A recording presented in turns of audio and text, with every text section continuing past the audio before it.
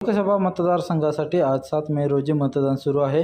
यात कणकवली विधानसभा मतदारसंघातील वागदे केंद्र शाळा क्रमांक 1 येथील सखी मतदान केंद्राने मतदारांचे लक्ष वेधून घेतले होते।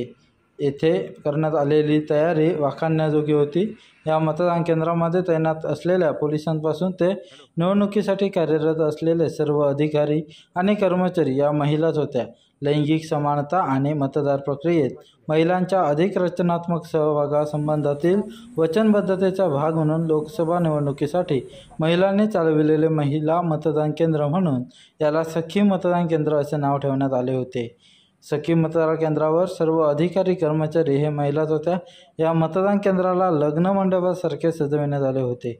जागोजागी रांगोळी, स्वागत कमानीसह मतदानाचा हक्क बजावण्यासंदर्भात जनजागृती करण्यात आली होती।